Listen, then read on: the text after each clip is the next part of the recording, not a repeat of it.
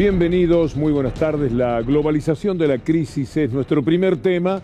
Por supuesto, empezando una tarea que tiene muchísimo que ver con todos los dislates que están ocurriendo en materia política en la República Argentina. Pero permítanos echar un vistazo al mundo, porque hay que entender qué es lo que está sucediendo en materia de inflación. A través de la guerra, por supuesto, se ha producido un verdadero fenómeno, que es que la inflación sea de carácter mundial. No en las cifras lamentables de la Argentina, que tiene una vieja historia con esto, es como que si estuviéramos más entrenados, lamentablemente. Pero en todos los países están recogiendo situaciones que tienen 30 o 40 años como el antecedente más cercano. Vamos a dar una vueltita por Sri Lanka, un lugar del planeta al que visitamos muy poco, pero ahora vamos porque hay muertos en las protestas por la crisis y la misma tiene que ver con la inflación, con el endeudamiento del país, con la recesión económica durante la pandemia y con los efectos de la guerra. Vamos a ver algunas de las imágenes de este lejano lugar, pero que muestra un grado de violencia que se ve en pocas ocasiones y que está marcando el dolor que el mundo tiene donde uno ponga la mirada respecto a lo que está sucediendo. Permítanme contarles de esta manera lo que pasa en Sri Lanka, que es una mirada, en definitiva, sobre el propio mundo. Shock and terror as police opened fire against unarmed protesters in Rambukana, Sri Lanka.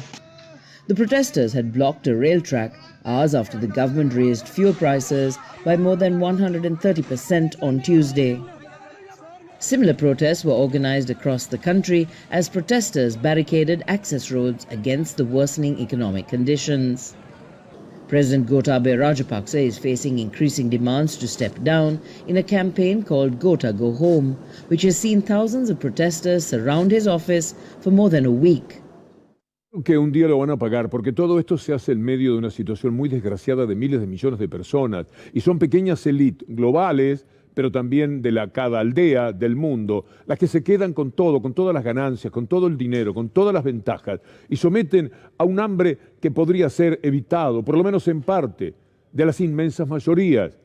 El mundo en algún momento tiene que reaccionar, porque esto que le mostramos de Sri Lanka también tiene que ver, por supuesto, con otros países de nuestra América. Empecemos por México, lo que está viviendo a raíz de la inflación. Se lo mostramos así. La economía mexicana parece seguirse recuperando de los estragos ocasionados por la pandemia, aunque las presiones provocadas por la guerra en Ucrania en la economía global generan intranquilidad entre sectores económicos. De acuerdo al Banco de México, hay indicadores de que la reactivación económica mostrada durante 2021 en México se extienda hacia 2022, aunque a un ritmo más moderado. A la vez, no se descarta que se mantenga la incertidumbre y la heterogeneidad en el desempeño entre sectores. Durante marzo, el Índice Nacional de Precios al Consumidor del INEGI se ubicó en 7,45% según la tasa anual. Se trata del nivel más alto desde enero de 2001, cuando este se situó en 8,1%. Es el tema que sacude al mundo entero. Mirando a la Argentina, Cristalina, del Fondo Georgieva, del Fondo Monetario Internacional, se permite un alto grado de preocupación. No es para menos, porque ya está la inflación. Estuvo siempre, en todos estos años, pero además se acentuó en los tiempos de la pandemia. Ahí mantuvo una performance terrible, pero ahora con los efectos de la guerra todavía es más drástico lo que está sucediendo. Y Cristalina Georgieva dice lo siguiente. We came together with a common objective, and it is to have a program that can be implemented successfully and help the Argentine people. So the challenge of the days ahead, implementation.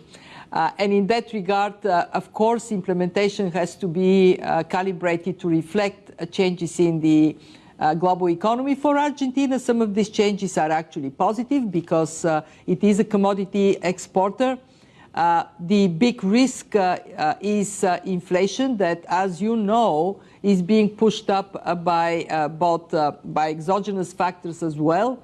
And therefore, a great deal of attention will be paid to how to bring inflation to a point that people in Argentina can be confident about their savings in their currency. señora acaba de decir, vamos a ver cómo llevamos esto, como si fueran parte del gobierno. Lo sienten de esa manera. Es decir, el sentimiento es una advertencia, en realidad, y posiblemente un llamado a las propias autoridades económicas de la República Argentina. Pero duele muchísimo decir, vamos a ver cómo llevamos esto. Ellos están en el cocomando de la situación y da verdaderamente mucho fastidio que las cosas sean así. Como también que permanentemente se esté hablando de sanciones a Rusia y resulta que las sanciones le están jugando en contra al mundo, llevándole el apunte, votando lo que quiere votar Estados Unidos. Así le va al mundo. Le va mal a los propios Estados Unidos, le va mal a los países de la OTAN en Europa y le va mal a los países también de América Latina. No se pueden seguir estos derroteros de más sanciones porque da la impresión de que hay un rebote. Con Rusia no pasa gran cosa, no se consigue un efecto negativo y se padece en el resto del mundo. Lo dice Putin, desafiante. Можно уже уверенно сказать, что такая политика в отношении России провалилась. Стратегия экономического блицкрига не удалась. Более того, санкции не прошли даром и для самих инициаторов. Имею в виду рост инфляции и безработицы, ухудшение экономической динамики в США и странах Европы. Es decir, se agranda Putin viendo lo que todos los días nosotros le comentamos aquí, que es el mal del mundo entero. Prácticamente donde usted ponga la observación se va a dar cuenta que están en una situación de inflación, de crisis, desabastecimiento, sin energía, y se viene un panorama muy sombrío. Hay países de Europa que piensan que cuando retorne el invierno van a estar en una situación absolutamente de catástrofe y van a morir muchísimas personas si esto no se arregla a tiempo, y no da la sensación de que la guerra vaya a terminar mañana, porque todos los días vemos como Estados Unidos y la OTAN le siguen mandando armas a Ucrania. ¿Para qué? Para que maten más ucranianos. Algún ruso, pero mucho más ucranianos, para que sigan destruyendo ese país. Seguramente Estados Unidos, como sucedió con Irak, ya está pensando en recomponer el país, en levantar los edificios devastados, todas las viviendas que van a hacer falta. Seguramente ellos van a aparecer por allí, a realizar ese trabajo, que es lo que normalmente hacen después de las propias destrucciones, con todo lo que han colaborado en este caso. Pero Zelensky, este hombre incomprensible que conduce a Ucrania, pide más sanciones económicas, las mismas que rebotan en la frontera de Rusia y se convierten en un desastre para el resto del mundo. Pero Zelensky pide más de esto, porque Zelensky quiere perdurar. Zelensky tiene un camino, que es dejar morir a su gente y que se vaya al exilio, o reconocer que todo lo que hizo hasta ahora estuvo mal y terminar con la guerra, pero seguramente también terminar con su mandato y acaso con su carrera política. Este es el intríngulis al que está enfrentado en estos momentos el presidente de Ucrania, pero ahí está reclamando más ayudas económicas. You can help in order to stop this barbarian war against our peaceful Ukrainian people. First, it is important to maximally strengthen to the maximum the sanction pressure. Finally, we have to do everything in order to deprive Russia for all the possibilities to fund this bloodshedding war. We are grateful for all the 5 sanction packages of the European Union. Unfortunately, certain things, in our opinion, are not yet finalized. Es insólito, porque él cree que con sanciones a Rusia va a liquidar el poderío de armamento que tiene Rusia. Eso ya lo tiene. No hay nada que se le pueda hacer a Rusia en ese terreno. Se podrá afectar su economía como intentaron y evidentemente con fracaso, porque Putin, cuando dice han fracasado en los intentos de llevarse por delante económicamente a Rusia, se lo está diciendo a los rusos.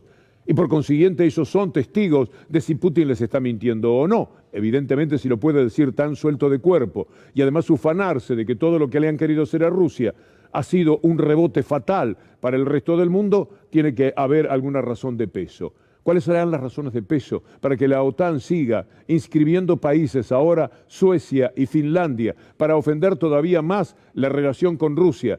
Y por supuesto, para que la guerra continúe, porque eso sí, el desprestigio que Rusia recoge como consecuencia de la guerra implicará una tarea de décadas para tratar de borrar la impresión que Estados Unidos y el periodismo de los países de la OTAN han generado en torno a Rusia y a esta guerra que ellos mismos provocaron.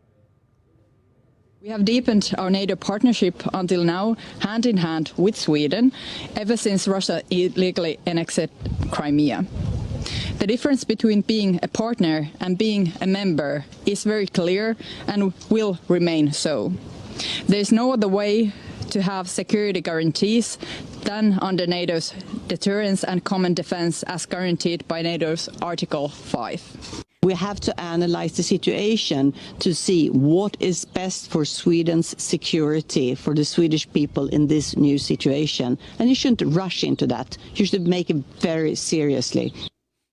OTAN. Todo lo que la OTAN toca se destruye. La OTAN es un organismo de un grado altísimo de perversidad, pero además al servicio de los Estados Unidos. Y esto es algo que en algún momento se va a entender. Yo sé que cuesta, que es difícil, porque tenemos una propaganda, tenemos decenas de canales, decenas de portales, de diarios, que juegan a favor de una gran mentira. Hemos demostrado muchas de las mentiras que se han manifestado. Prácticamente en esto de la guerra todo el tiempo vivieron dentro de una gran falacia, pero eso no alcanza. Bueno, la perspectiva que se pueda tener más adelante, el tiempo que transcurra, va a jugar a favor de la verdad, y la verdad es que ni la OTAN ni los Estados Unidos tienen razón. Lo decía muy bien, lo dice todavía Evo Morales. Vamos a ver esta información, ahí está. Los problemas ocasionados entre Rusia y Ucrania vienen de la OTAN. En América Latina hay países que responden al imperio como sumisos, fieles, obedientes a las imposiciones que vienen del norte. Lamentablemente, la Argentina se tiene que poner ese sello. Pero esto que dice Evo Morales no es de ahora, en esta circunstancia. Sobre la OTAN, Evo Morales hablaba así en el año 2008. Sinónimo de dominación y no de cooperación. Invasión, dominación para saquear nuestros recursos naturales. OTAN sinónimo de muerte, no de guerra y no de paz, no de justicia social. Cuando decimos se la llevan toda, efectivamente se la llevan toda, unos pocos. Esa enorme tajada se la lleva un porcentaje muy leve, muy bajo de argentinos. En una etapa en la que están ganando tanto, pero tanto dinero como ni siquiera habían soñado, podrían tener la generosidad de no decirle a sus voceros políticos y a sus diarios que trabajen de la manera en que lo hacen, a destajo, para evitar pagar algo de la brutal renta extraordinaria que están teniendo. ¿Quiere que le dé una muestra? Mire esta noticia, para que usted vea que el mundo y la Argentina particularmente tienen un egoísmo que en algún momento lo vamos a pagar, ya lo estamos pagando. Los elevados precios internacionales determinan que la Argentina podría exportar 86.000 millones. Según el Banco Central, las cifras suponen un incremento de 8.600 millones con respecto al 2021. Y esta nueva previsión se ubicó casi 2.000 millones por encima de lo calculado en el informe de marzo. Mire lo que dice Guillermo Oglietti, un politólogo que está estudiando todo lo que pasa con este fenómeno que se discute de la renta extraordinaria. Cierto es que Argentina tiene tasas impositivas altas, pero son teóricamente altas. De las que pagan en realidad, la tasa efectiva, técnicamente, digamos, la tasa efectiva es muy baja. El impuesto a las ganancias debería recaudar el 30%, esa es la alícuota. Y sin embargo, a nivel nacional recauda solo el 4%, una cifra demasiado baja. Lo mismo pasa en todos los sectores. Por ejemplo, de la banca, pagan alrededor de la mitad, un 15%. Las empresas aprovechan todos los huecos que permite la ley. Bueno, vamos a ver cómo es que ocurre que haya determinados impuestos que no les importan, contribuciones que tienen que realizar. Hablemos de la evasión, hagámoslo a través de esta información, porque es muy concreta. En Chubut denuncian evasión impositiva en la pesca por más de 4.500 millones. Imagínense lo que pasa con los grandes capangas del campo. Esto lo denunció Federico Mazzoni, exfuncionario. Apunta a una asociación criminal conformada por empresarios pesqueros, funcionarios nacionales, provinciales. Empresas muertas y prestanombres son utilizados en la maniobra de evasión. Todos están también sindicalistas, como dice allí. En la denuncia por evasión, Mazzoni hace referencia a la conexión de la flota amarilla con el senador de Juntos por el Cambio, Ignacio Nacho Torres, y su empresa controlada Petromar Sociedad Anónima. Y ahora me resulta un maestro siempre, nos explica Alfredo Sayat. El tema de los capitales no declarados, desviados a guaridas fiscales o a plazas financieras que tienen oscurantismo financiero de las finanzas, no es algo exclusivo de la Argentina, es un gran debate a nivel mundial. Los capitales no declarados y fugados de las economías es un debate mundial de todas las potencias, incluyendo Estados Unidos. Pero también hay un debate político y una realidad argentina y mundial vinculado con los capitales no declarados. Obviamente surgido de ilícitos. En BAE, Sebastián Premisi, destacado colega, tomó algo que el CEPA anunció y que es muy drástico y al mismo tiempo doloroso.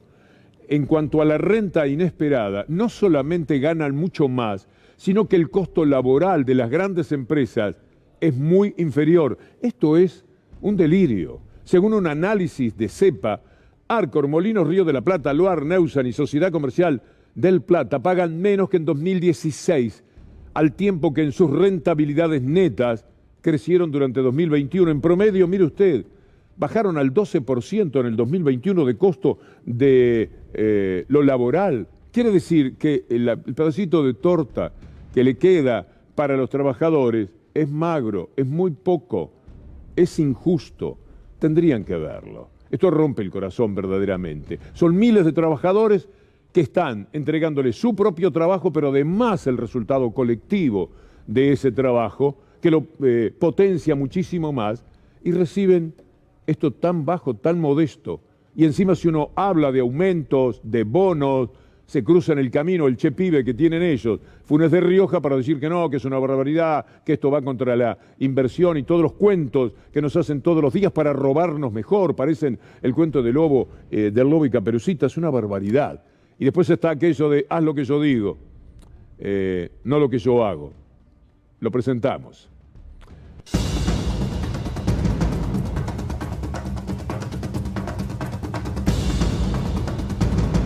Macri está en gira.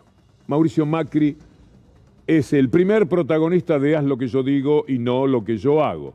Vamos a ver esto referido a Macri, que habló en Washington de su posible candidatura.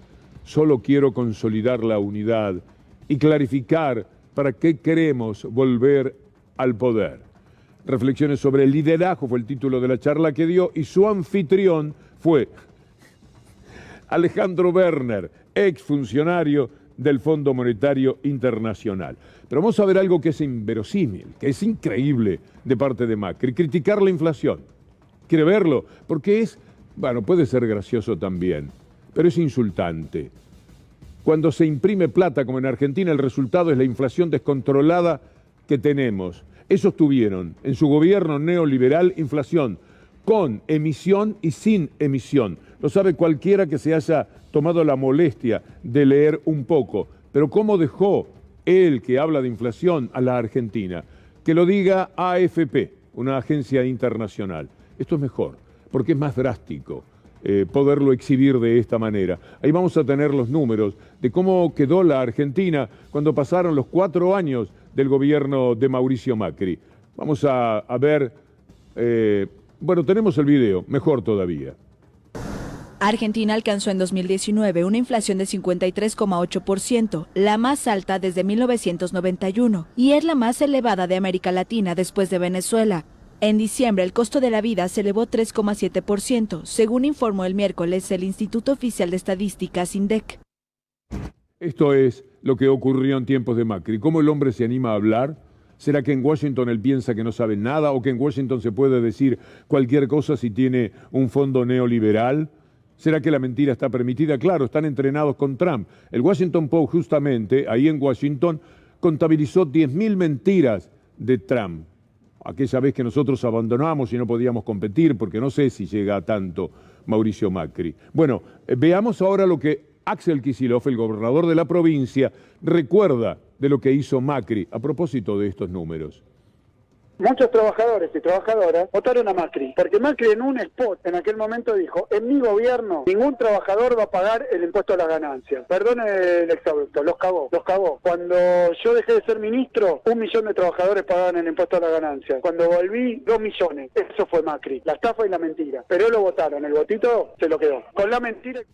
Con la mentira, absolutamente sí, con la mentira. Vamos a recordar aquella promesa brevemente. Les pido un fogonazo para que siempre se tenga en cuenta, porque no hay que perder de vista tantas falsedades como las que hemos tenido que consumir en materia política. No más la estafa, el impuesto a las ganancias a los trabajadores. Dijo: si yo soy candidato, si soy electo presidente, elimino el impuesto a las ganancias para los trabajadores. ¿Eso es posible hacer? Porque ya salieron a responderle que de dónde va a sacar los recursos, va a desfinanciar el Estado. Pero absolutamente, Gato, absolutamente. La verdad que eso es parte de la estafa de la inflación. El Estado no tiene que quedarse con el fruto de tu trabajo. En mi gobierno, los trabajadores no van a pagar impuesto a las ganancias. En mi gobierno, los trabajadores no van a pagar impuesto a las ganancias. Ese es mi compromiso. Vamos juntos. Bueno, esto inconcebible sucede en la Argentina. Basta recordar esto para preguntarse cómo es que tiene el coraje, entre comillas, de hablar él de lo que es este gobierno, de lo que son los impuestos, etcétera. Mire cómo se dio el tema de las ganancias en los tiempos de Macri. Lo vamos a ver a través de esta placa, muy interesante, porque los trabajadores que tributan en diciembre de 2015 eran 1.200.000. En agosto del 2019, el doble, 2.400.000. O sea, no se le quitó el impuesto a las ganancias a 1.200.000, sino que se agregaron 1.200.000. Esto es una falta de decoro, una impudicia total. Cuando uno ve que Macri pide el segundo tiempo, pónganlo a Macri. Cuando reclama un segundo tiempo, él quiere otra oportunidad, porque quizá no quedó satisfecho con haber dejado al país con el 53% de inflación y con el 40 y pico por ciento de pobreza. Mucha gente dudó, atraída por el asado gratis, y ahora aumentamos la pobreza. No hay forma de cambiarlo si no estamos comprometidos con nuestro esfuerzo personal. Y ahí es que pide cancha él, y si no, sería Larreta de la derecha. La elección es un poco complicada. Mire la aparición de Larreta en su competencia con Macri, porque cualesquiera de ellos están todo el tiempo pugnando por tener un poco más de prensa. Creen que el marketing y la aparición constante los va a ayudar en el posicionamiento que quieren tener para cada cual ser el candidato de la derecha a presidente de la República. Veamos este tuit de Larreta. La Argentina no soporta un impuesto más. Ya lo vimos ayer. Pero estas cosas, a veces para creerla hay que verlas más de una vez. Ante las intenciones del gobierno nacional de crear un nuevo impuesto o subir uno existente que gravaría la renta inesperada, quiero dejar claro que estamos absolutamente en contra y que cuando llegue al Congreso la vamos a rechazar. Bueno, esto es sencillamente despreciable. Acompáñeme ahora para entender por qué lo digo de esa forma. Tomemos nota de esto que es la nota en Tiempo Argentino. Mientras critique impuestos nacionales, la gestión de Larreta tiene más de 30 gravámenes sobre quienes trabajan. La gran mayoría están atados a la inflación porteña y otros tantos se crearon durante sus 2 mandatos como jefe de gobierno. Veamos ahora lo que tiene que ver con el índice de tarifazos, las tarifas que se han evolucionado en los tiempos de Macri hasta el 3.500%. Afirman, decía Ámbito, en enero del 2019 que las tarifas de servicios públicos llegarán a acumular más de 3.500% en la era Macri. El proceso de recomposición del precio de los servicios públicos, puesto en marcha desde 2016, fue el más abrupto de la historia argentina por su magnitud y velocidad de ejecución. Esto es lo que remarca el estudio de la Universidad de Avellaneda. Pero pongámoslo en recuerdo, gracias a la gente de Debate Mendoza, veíamos esta marcha de las velas en 2018. Mire usted, ¿se acuerda de este episodio? Era por los aumentos brutales de las tarifas de los que ahora están criticando que esto suceda. ¿Se imagina cuánto tenía que ver con la inflación? Además, el aumento de esas tarifas. La gente salía con velas a pedir que por favor terminaran con los tarifazos. En aquel momento ya habían subido 1.800% y todo se lo llevaban las empresas, todo. y los bolsillos de los argentinos eran esquilmados y no les quedaba para comer. Esto es lo que ocurrió, un empobrecimiento que pasó, según la UCA, del 28 a más del 40%. 12 puntos aumentaron la pobreza. De ahí tenía vigencia esta marcha de las velas, así como la vemos. Por eso siguen hablando. Si no es Macri, que pide un segundo tiempo y habla mal de la inflación, es Larreta, que habla de los impuestos que no se pueden poner, mientras él mata impuestos en la ciudad de Buenos Aires, porque necesita mucho dinero, pero mucho para la campaña. Y si no es Bullrich, hablando del desastre que está ocurriendo hoy día en la Argentina. Hoy la Argentina tiene un presidente inesperado, ¿no? Como el impuesto inesperado. La renta inesperada. La renta inesperada. Está bueno, este es un presidente inesperado. Tenemos un presidente inesperado, un presidente que no estaba preparado para hacerlo. Este impuesto a la renta inesperada va a tener un fracaso esperado. Es decir, es claro que acá viene un fracaso total y absoluto. Eso tiene que ir al Congreso, como todo impuesto, me imagino, ¿no? Nosotros ya le dijimos que no le vamos a votar impuestos. Van a ir a una renta que absolutamente va a frenar totalmente las inversiones en todos los sentidos. Mueve a la sorpresa permanentemente, al espanto, tanta impudicia como esta de la que gozan naturalmente por los medios de comunicación, que solamente revisando algunos de sus archivos se puede encontrar confrontativo con ellos, porque mire lo que decía Bullrich en la mafia de Clarín hace no demasiado tiempo, 2019, crisis económica y elecciones. Patricia Bullrich, queremos que la gente pueda sacarse la economía de la cabeza. Bueno, se estaba sacando el pan del estómago, se estaba sacando la luz, se estaba sacando todo lo que quería consumir. Ella decía, hay que quitar la economía de la cabeza porque entendía que se estaba hablando mucho de la economía y que eso un poco los podía perjudicar. Ahora veamos a Bullrich hablando de unirse al tractorazo del próximo 23 para asegurarse el éxito de una convocatoria, el nombre de la República que ellos han ultrajado y violado a más no poder en sus años de mandato. Ellos van a aprovechar que viene el tractorazo, que viene mucha gente y por si acaso, por si no salen tantos como pensaban, suman y van a tener una manifestación un poco más enfática. Escuchémosla. Me gustaría sumar a la marcha que va a haber el sábado por el campo, para que no haya más impuestos, sumar que se respeten las instituciones de la República. Creo que va a ser un día en el que vamos a entender que para que un país funcione económicamente necesita justicia. Son dos cosas que van de la mano. Así que a marchar el sábado por el campo, por la producción, por el trabajo y por las instituciones. Veamos lo que es este destacado, como les solemos decir. Por estas calles será el tractorazo en Buenos Aires, día y horario. Está todo el fixture, La Nación. Es el motor periodístico junto a la mafia de Clarín. La movilización comenzará el sábado 23 a las 8 en el cruce de la Ruta Nacional 8. No importa lo que dice, lo que importa, vea todos los números, todas esas son calles, horarios, etcétera. La Avenida del Libertador, Udaondo, se van a unir los tractores, después todos juntos en camionetas y tractores seguirán su recorrido por Avenida del Libertador hasta la Plaza de Mayo. Pasen por Lugano, muchachos, también. En donde se terminará de arribar a la hora 15, con los hermanos Aguié seguramente al frente.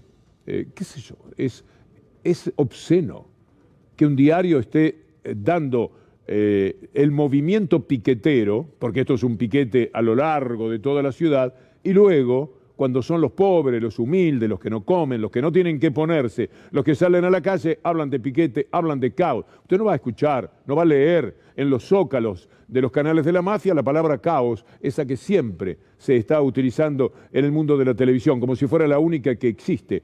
Caos promovido por aquellos que salen a cortar y a protestar, pero cuando son los jefes de ellos los que salen a protestar, por supuesto, nada ocurre. Hablemos de los impuestos.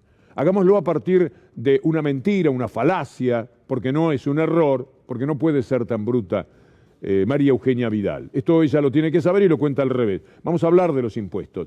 Ahí están las primeras palabras que se dijeron y usted verá quiénes le sigue la corriente. El impuesto a la renta inesperada se llama ganancias. Dejen de tomarnos el pelo, ya lo pagamos junto con otros 164 impuestos más. Les dejo la lista por si no lo sabían. Inmediatamente, Clarín toma nota. ¿Y qué dice la mafia? Veamos cómo escriben esto que ha dicho María Eugenia Vidal. Salió al cruce, es una valiente, del nuevo impuesto y enumeró los 165 tributos que ya se pagan a nivel local. Y para que sea toda una jugada en la que está la política, la mafia de los medios y el Che Pibe de Roca, Manieto y compañía, quien salió, Funes de Rioja, a decir lo mismo. Es renta inesperada, yo no soy economista, no soy fiscalista como para decirlo, lo único que le digo es que tenemos 165 impuestos, en la Argentina, entre nación, provincia y municipios, que un alimento paga casi 40% de impuestos y una bebida casi el 50%. Bueno, ellos hablan, le ponen un número a los impuestos. ¿Qué hay detrás de ese número? ¿Cuánto hay de verdad? Se lo vamos a preguntar a la doctora Julia Estrada. Con mucho gusto. Julia, bienvenida, buenas noches. ¿Qué decimos frente a lo que seguramente ya escuchaste sobre los 165 impuestos, etcétera? Lamentablemente es mentira que están haciendo una suma o un listado de supuestos impuestos que en realidad no son. Cuando uno se pone a desagregar esa lista, los 165, se encuentra con una mezcla que no debería ser parte del mismo paquete. Por ejemplo, aparecen las tasas municipales, que por definición son contraprestaciones, es decir, son pagos que se hacen por contraprestaciones de un servicio. Aparecen derechos y aparecen contribuciones, que no son impuestos, son otro tipo de tributos. Digo, te voy a leer un ejemplo. Aparece la tasa de seguridad e higiene, la tasa de alumbrado público, aparece derecho de cementerio, aparecen distintas contribuciones también que hacen a tareas o trabajos que se hacen desde, en muchos casos, municipios, porque las tasas tienen orden municipal, y que no son impuestos. Es decir, deliberadamente hay una confusión relevante. Entre tasas, contribuciones y derechos suman unos 70 conceptos de esa lista de 165. Pero te agrego más, Víctor Hugo. ¿Sabes qué suman? Suman los aportes de los trabajadores a la seguridad social. Suman las contribuciones patronales, ¿no?, hacia la seguridad social, que claramente forman parte de un sistema de seguridad social que es solidario e intergeneracional y que no es un impuesto, ¿bien? Suman el régimen de trabajadoras de casas particulares, que también podemos considerarlo parte de un régimen laboral específico. Tienen además cánones en esa lista, un canon que tiene que ver con lo que cobra el Estado por ceder la explotación, por ejemplo, de un terreno. Bueno, tienen ahí canon de riego. Hacen deliberadamente algunas duplicaciones. Por ejemplo, el impuesto a las ganancias lo ponen dos veces, como impuesto a las personas físicas y como impuesto a las empresas, cuando en realidad todos sabemos que tiene 4 categorías. O sea, si lo querían hacer bien, deberían haber puesto las 4 categorías y no solamente 2.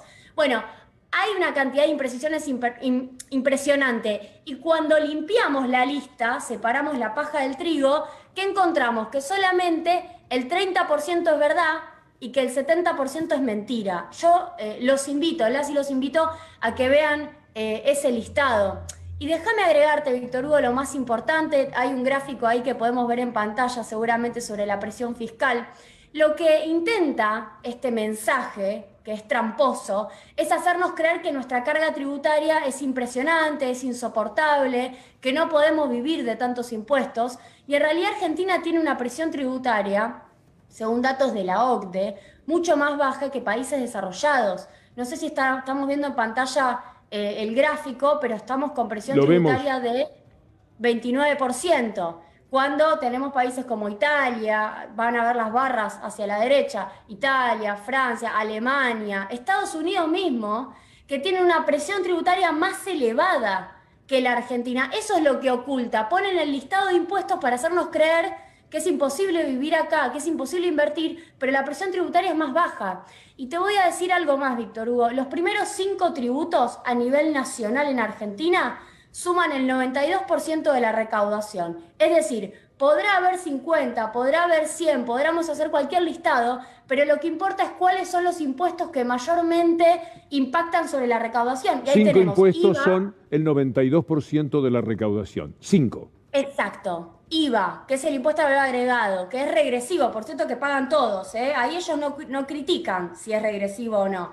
El impuesto a las ganancias, el impuesto a los bienes personales, que te puedo asegurar que pesa muy poquito, es el 2% solamente del PBI.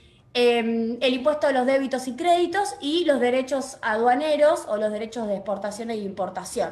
Es decir, hay 5 impuestos que te explican el 92%. No hay un listado infinito, hay 5, ¿bien? Julia, como siempre, muchas gracias por ayudarnos a entender. Gracias a vos, Víctor Hugo, un abrazo.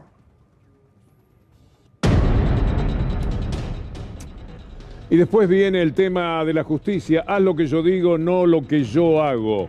Pero vamos a empezar con La Nación, que lleva a un constitucionalista, así le dicen, el doctor Gil Domínguez, para que le dé palos a esta medida que se tomó por parte del Frente de Todos, encabezada por el inmenso talento que no pueden soportar de Cristina Fernández de Kirchner, dando una respuesta política a la bochornosa trampa de la élite que puso a la Corte Suprema de Justicia a cargo de toda la justicia con el Consejo de la Magistratura. Sergio Chousa encontró esta perlita. No estoy diciendo que convalides el accionar de Cristina, sí, pero estás diciendo que lo puede hacer, ¿entendí bien? No, estoy diciendo que es un tema abierto jurídicamente para ser discutido. También hay que pensar que en 2018 Juntos por el Cambio, si bien con otra ley, hizo exactamente lo mismo que está intentando hacer hoy Cristina. ¿Qué hizo? Y consideró que era distinto, a pesar de que estaba junto el PRO y la Unión Cívica Radical, eran como dos bloques distintos al momento de designar. Es decir, habían procedido de la misma manera, pero lo que ellos hicieron no quieren que se haga ahora. Vamos a ver a Tonelli, un jugador tremendo de la derecha, un hombre que usurpó un lugar en el Consejo de la Magistratura. Lo vamos a escuchar en 2018, cuando hablaba de distintos bloques, eso que ahora los enferma. La ley originariamente le atribuía esos lugares en el Consejo de la Magistratura a los bloques, al bloque mayoritario, al segundo bloque en número. Pero esa ley fue cambiada y ya no le atribuye el lugar a los bloques, le atribuye los lugares a la mayoría y a la minoría de la Cámara. Y hubo una mayoría de diputados, integrantes de diversos bloques, que propuso mi designación. Somos radicales, PRO y Coalición Cívica. Pero los radicales tienen un presidente bloque, usted tiene otro presidente, no es la misma bancada. Pero actuamos como interbloque. Pero para una cosa son interbloques y para otra cosa no. ¿Sabe por qué? Simplemente hemos interpretado la ley, o la ha interpretado el presidente de la Cámara, de un modo distinto del que la interpreta el Frente para la Victoria.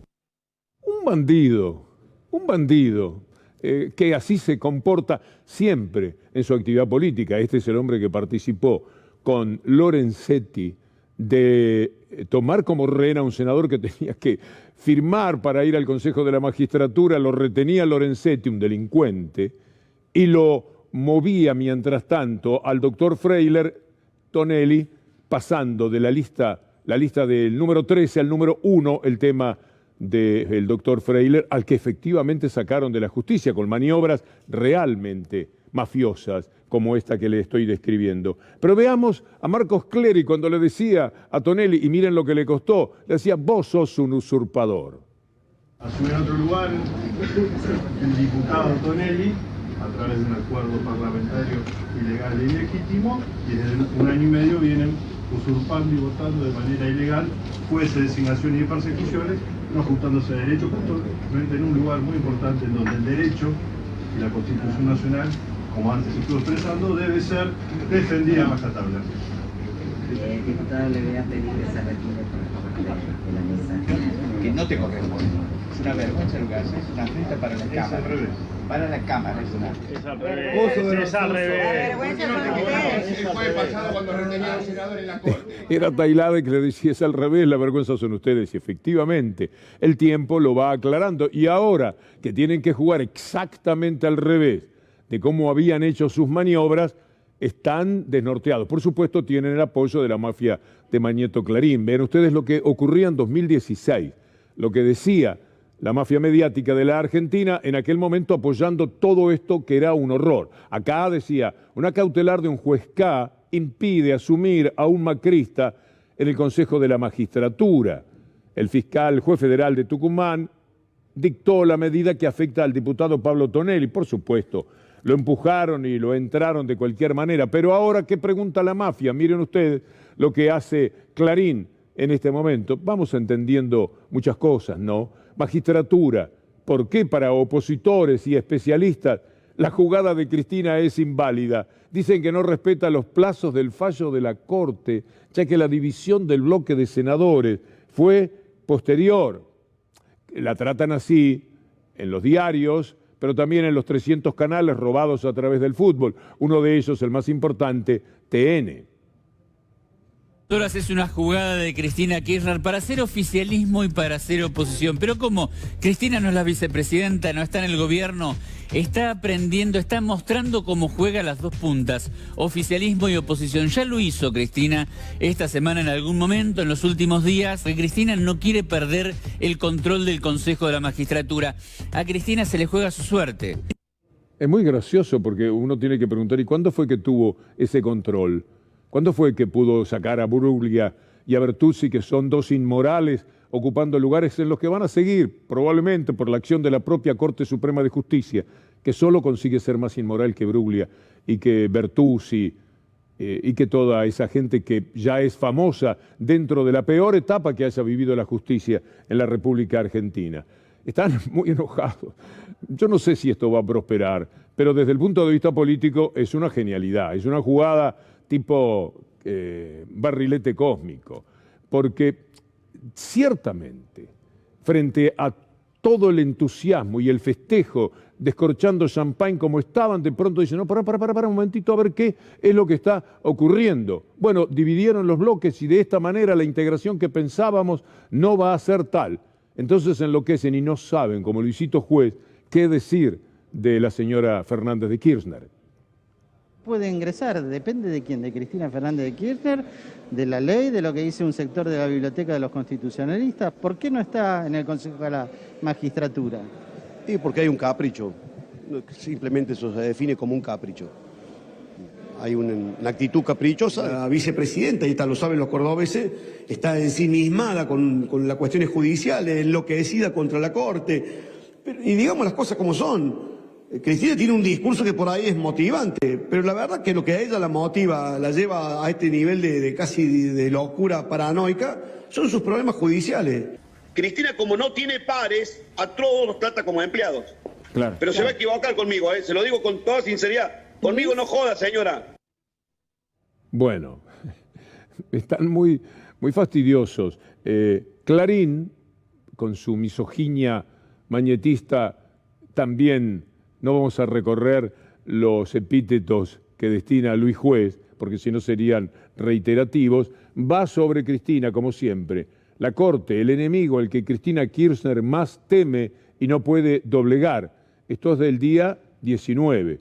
Pero miren esta frase, analicen esta frase porque hay que ser pesados, hay que ser ampones mediáticos de verdad. Solo con un maquillaje monstruoso y coloreado de golpismo, de lawfare, ellos hablan de lawfare, y de rastreras intenciones políticas, podrían llegar a buen puerto las gigantescas presiones que desde la misma llegada de Alberto Fernández al poder se vinieron desplegando sobre el máximo tribunal para que interviniera en las causas contra Cristina y las enviara al olvido, como si no hubieran nacido ya fallidas causas como el dólar futuro, memorándum con Irán y todas, absolutamente todas, las que le quisieron endilgar en los tiempos en los que sacaban jugo mediático para el descrédito de Cristina Fernández de Kirchner y poco les importaba que eso jamás podía prosperar, que no podía avanzar, que no tenía camino jurídico, no se podía escribir una línea sobre la culpabilidad presunta, no había forma de hacerlo. Entonces todo terminaba ahí en la orilla. ¿Qué les importaba? Si durante años estuvieron envenenando la cabeza de millones de personas, contándoles la historia completamente al revés, y le creyeron millones de personas, y por eso tenemos una división política extraña en un país donde hay una élite, un 20% y 80% de trabajadores que ganan menos de 50.000 pesos, tenemos mitad y mitad. Quiere decir que hay un 30% de laburantes que votan por los ricos, que levantan la bandera por los ricos, que se suman a los ricos, sabiendo ahora perfectamente cómo los han tratado, qué pasó en los apenas 4 años que tuvieron de poder. Mencionaban así al presidente de la República, Alberto Fernández, que supuestamente ellos, al hablar de todo esto, se referían a Cristina, la cosa rastrera, el maquillaje monstruoso, usando esas palabras, maquillaje y monstruoso, siempre buscando el efecto. Alberto Fernández no ha dicho nada todavía sobre esta monstruosidad real que ha ocurrido con la justicia. Uno espera día por día que se exprese. Y se ve que también lo están esperando algunas personas de la política muy importantes, como Leopoldo Moró. A mí me gustaría que fuera el presidente de la Nación el que enviara un proyecto de esta característica, cadena nacional mediante, y explicándole a la sociedad argentina los riesgos que estamos corriendo. Porque no son solamente riesgos que tienen que ver con libertades o garantías de los ciudadanos. Hay riesgos respecto a los derechos laborales. Esta Corte ha sido una Corte muy regresiva en este sentido. Esta Corte y este presidente emperador, digamos, que está asumiendo múltiples funciones, además es la Corte que se prepara para ir contra los derechos más elementales de los argentinos en materia de legislación laboral y en materia económica. Quiero compartir con ustedes este tuit de Larreta, en el que critica esta acción estrictamente política. Lo que les duele es la inteligencia política para tratar de ponerle un muro a una acción mafiosa de la élite. De eso se trata. Si los presidentes de ambas cámaras se niegan a garantizar que los representantes por la segunda minoría, que son una diputada del bloque de la UCR y un senador del bloque del PRO, ingresen al Consejo, estarán incumpliendo una sentencia de la Corte. Me parece que no va a ser así. Mire este tuit de Tommy Olava, que viene a desacreditar la idea de Larreta. La legislatura de Buenos Aires, Juntos por el Cambio, conformó 3 bloques. ¿Cómo 3? Sí, 3 bloques. ¿Y se quedó con qué? Con 3 vicepresidencias, no me diga. Ferrario de Vamos Juntos, Ocampo de la UCR y Cortina del Partido Socialista, que uno se pregunta qué hace allí, pero está. En fin, Larreta es el mismo personaje. ¿A quién podemos encontrar ahora en Casa de Gobierno ahora mismo? Está Rafa García Palavecino y quisiera, por tiempos, brevemente, Rafa, que nos digas qué está pasando en este momento para mantener la información mientras está llegando Gustavo Silvestre. Víctor Hugo, buenas noches. Estamos en los tribunales de Talcahuano, en el Palacio de Justicia. Está fuertemente vallado operativo de seguridad porque en aproximadamente 15 minutos empieza la jura de 4 consejeras de la magistratura a partir del fallo de la Corte que instauró a Horacio Rosati como presidente del Consejo de la Magistratura. A saber lo que se esperaba era, o se especulábamos los periodistas, si iba a haber algún llamado express a los legisladores que habían sido designados, pero nos confirman del despacho de la diputada Reyes de la Unión Cívica Radical que todavía no llegó. Así que por ahora van a jurar en esta ceremonia que recién está por arrancar los abogados, jueces y también por el lado de los académicos. Una ceremonia que va a ser rápida y habrá que esperar entonces al llamado y hay que ver si Horacio Rosati concede con respecto a lo que pedía Juntos por el Cambio de no tomarle juramento a Martín Doñate. Bien, Rafa. Ahora le pido a nuestro director Achuzzo hacer una pequeña pausa. Al volver queremos hablar y mostrarles algunos recuerdos maravillosos al mismo tiempo que hoy nos duelen mucho, de Hilda Bernard, la maravillosa actriz a la que yo escuchaba en mi adolescencia, en novelas que todavía ocupan mi corazón. Murió a los 101 años. Nosotros tenemos algo muy especial para recordarla. Permítanos hacer esta pausa.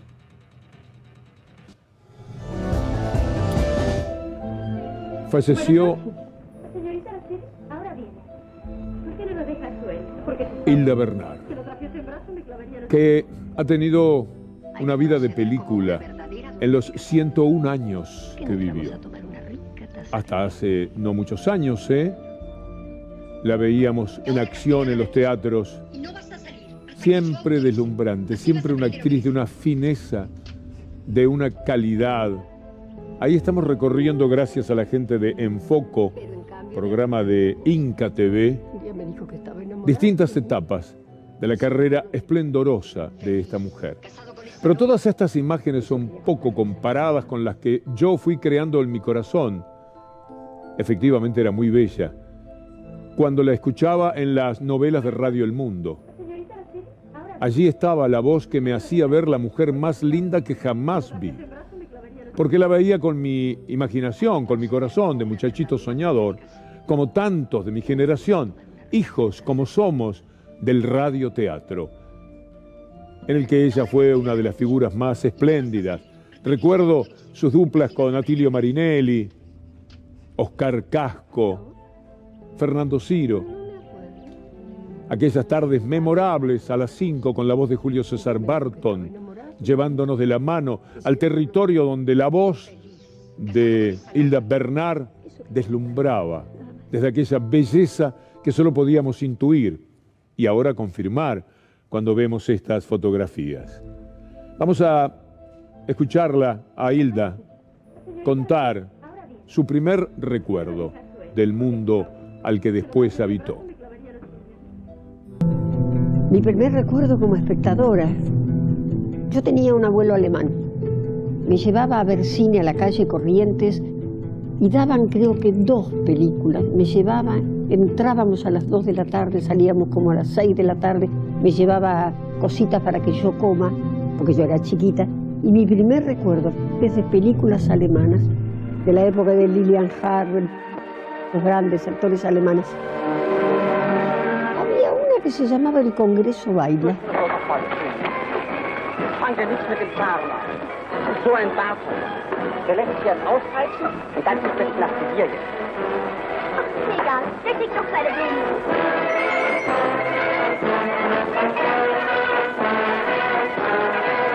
Me acuerdo, era muy chiquitita, pero me fascinaba, no entendía nada, porque yo alemán no hablo más que 3 palabras. Pero no sé por qué me fascinaban tanto las películas alemanas, pero sé por la sangre alemana que tengo. Iván Noble, el destacado cantante, cuando falleció, Diego dijo una frase que me tocó profundamente. Ahora sí se terminó mi infancia, dijo Iván. Y yo, pensando en Hilda Bernard, podría tomar la misma frase y decir, ahora sí que se terminó mi preadolescencia. La del chico que solamente tenía una buena radio para escuchar aquellos fascinantes radioteatros. Créame que es una emoción muy fuerte y al mismo tiempo muy tibia. A veces la tristeza tiene una extraña tibieza y es lo que me ocurre pensando en la desaparición física y la entrada en la leyenda de las grandes de Hilda Bernard. Como siempre, gracias a Anabela Sánchez, a Federico Ferro, Julián Capazo, ese equipo increíble de producción, a Germán Sarraute detrás de cámara. Muchas gracias, Germán, por todo el apoyo. A Sebastián Archi, a Sauco y a Julián Jerez, todos los que han colaborado de la mano de Chuzo para hacer las cosas de la mejor manera. Llega nuestro buque insignia periodísticamente en la programación de C5N con Gustavo Silvestre. Me dará mucho gusto pedirles que me acompañen mañana, después de Luli, en nuestro programa de 1 hora. Hasta entonces, si Dios quiere.